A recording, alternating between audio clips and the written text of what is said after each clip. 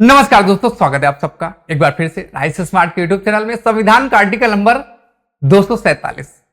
हम लोग supreme court पढ़ते हैं, हाई कोर्ट पढ़ते हैं, कई बार डिस्ट्रिक्ट कोर्ट भी पढ़ लेते हैं, लेकिन आपने सुना है बहुत सारे कोर्ट और भी होते हैं। अपीली न्यायाधिकरण जैसी बहुत सी चीजें होती है, हालांकि वो न्यायाधिकरण है।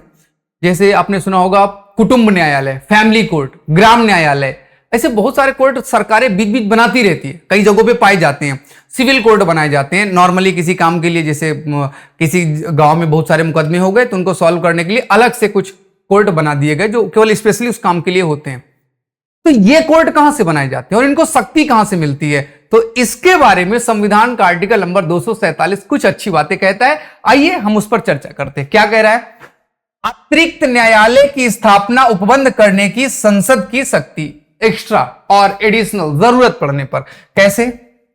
इस अध्याय में किसी बात के होते हुए भी संसद अपने द्वारा बनाई गई विधि या किसी विद्यमान विधि के जो संघ सूची में प्रकटित विषय के संबंध में है, अधिक अच्छे प्रशासन के लिए अतिरिक्त न्यायालय की स्थापना के लिए विधि का उपबंध कर सकती है। संघ सूची में कितने विषय हैं? 100।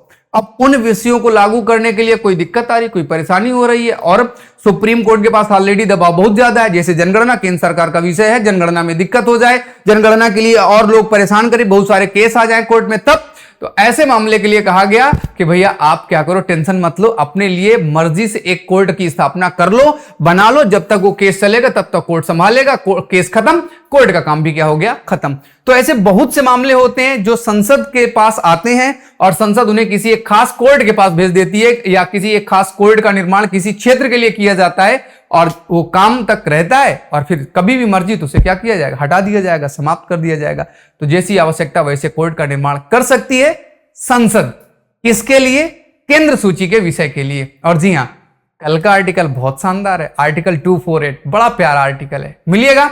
आपको बताऊंगा अवशिष्ट शक्तियां क्या हैं और कनाडा से किस प्रकार ली गई, इस पर चर्चा करेंगे। तब तक के लिए जय हिंद, जय भारत।